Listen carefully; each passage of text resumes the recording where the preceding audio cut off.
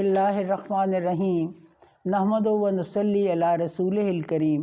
معزز سامعین، میرا آج کا موضوع ہے فلسفہ جمعۃ الوداع۔ اپنے پروانوں کو پھر ذوق خود افروزی دے، برق دیرینہ کو فرمانے جگر سوزی دے۔ جمعۃ الوداع کا عظیم الشان اجتماع اسلامی شان و شوکت کا ایک زبردست مظاہرہ ہے۔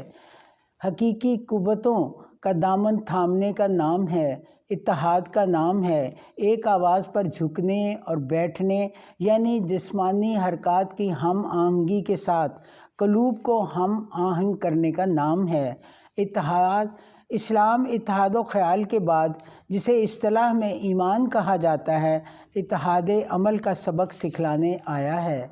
انسان اگر اس بات پر غور کرے کہ نماز ہمیں کیا پیغام دیتی ہے، نماز باجماعت ادا کرنا کیوں ضروری ہے، ایسے شاندار اجتماعات سے حقیقی مفہوم کیا ہے، یہ اٹھنا بیٹھنا کیسا ہے، اور یہ رکوع و سجود کیا ہیں، یہ صفیں کیوں سیدھی ہونی چاہیے، امام صرف ایک ہی کیوں ہونا چاہیے، اور اس کی آواز پر بلا چوں چراں سب کو ایک ہی حرکت کیوں کرنی پڑتی ہے۔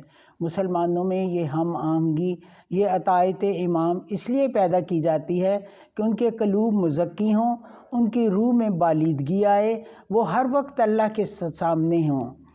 رمضان کا آخری جمعہ کس قدر نفسیاتی کیفیتیں اپنے اندر رکھتا ہے۔ مہینہ بھر سے خدا کے بندوں میں جسمانی اور روحانی انقلاب پیدا کیا جا رہا ہے، انہیں خالص سپاہانہ زندگی کا خوگر بنایا جا رہا ہے۔ اس کے بعد انہیں ایک جگہ جمع کیا جاتا ہے کہ وہ جائزہ لیں، اپنے اعمال کا محاسبہ کریں، اس انقلاب کا جو ان کے اندر پیدا ہوا ہے، طاعت امیر، مرکزیت اتحاد عمل اور تالیف قلوب کے مظاہرے سے تجدید ایمان کریں، اٹھتے بیٹھتے جھکتے بار بار اس شہنشاہ کے حضور میں اس بات کی کھلی شہادت دیں کہ میری نماز، میری قربانیاں، میرا جینا مرنا سب رب العالمین کے لیے ہے۔ تو لہٰذا مزکی اور مقدس انسانوں کی اس قسم کی جماعت جس مقصد کو لے کر آگے بڑھے گی، کامیابی خود ان کے قدم چومے گی۔ تو لہٰذا 2 ہجری میں سب سے پہلے روزہ فرض ہوا، اور اسی رمضان کی 17 تاریخ کو ان روزے دار نمازیوں کی قوتوں کا امتحان بھی لیا گیا۔ 2 ہجری کو رمضان میں بدر کے مقام پر جو جنگ ہوئی، اس نے دنیا کی ہسٹری کو بدل کے رکھ دیا۔ مسلمانوں کی کل کائنات محض 313 افراد پر مشتمل تھی، بے سر و سامانی، بظاہر بے کس و بے بس۔ ان کے لیے زندگی اور موت کا سوال تھا ہی نہیں، حق و باطل کے غلبہ کا سوال تھا۔ نبی اکرم صلی اللہ علیہ وسلم نے اس لک و دک صحرا میں نہایت عجز و خشوع سے اپنے خدا کو پکارا اور کہا، اے اللہ، تیرے بندوں کی یہ مٹھی بھر جماعت تیرے نام کی حفاظت کے لیے سربکف ہے۔ اگر آج یہ سب شہید ہو گئے تو دنیا میں تیرا نام لینے والا کوئی باقی نہیں رہے گا۔ مانگنے والے نے ابھی دعا ختم نہیں کی تھی کہ دینے والے نے اپنی رحمتوں سے یوں نوازا، یعنی میں تمہاری مدد کے لیے 1000 فرشتے لگاتار بھیجوں گا۔ وہ آ کر کیا کریں گے؟ یعنی مسلمانوں کے دلوں کو مضبوط کرو، میں کفار کے دل میں ان کی دہشت طاری کر دوں گا۔ اللہ تعالیٰ نے یہ نہیں کہا تم مزے سے بیٹھے رہو، سب کچھ فرشتے ہی کریں گے، بلکہ اس وقت ایک مکمل ضابطہ سامنے رکھ دیا۔ اے ایمان والو، جب تم کفار سے میدان جنگ میں آمنے سامنے آؤ تو ان کو پیٹھ مت دکھاؤ کہ آج کے دن ان کو جو پیٹھ دکھائے گا سو اس پر اللہ کا غضب ہوگا اور اس کا ٹھکانہ جہنم ہوگا۔ سورہ انفال میں ارشاد ربانی ہے، اے مسلمانوں، جب تم کسی جماعت کے سامنے آ جاؤ تو ثابت قدم رہو اور اللہ کو شدت سے یاد کرو تاکہ تم کامیاب ہو جاؤ۔ اللہ اور اس کے رسول کی اطاعت کرو، آپس میں مت جھگڑو ورنہ تمہارے حوصلے پست ہو جائیں گے۔ ثابت قدم رہو اور اللہ ایسے ہی لوگوں کے ساتھ ہوتا ہے۔ مسلمانوں کے لیے یہ ہدایات کیا ہیں؟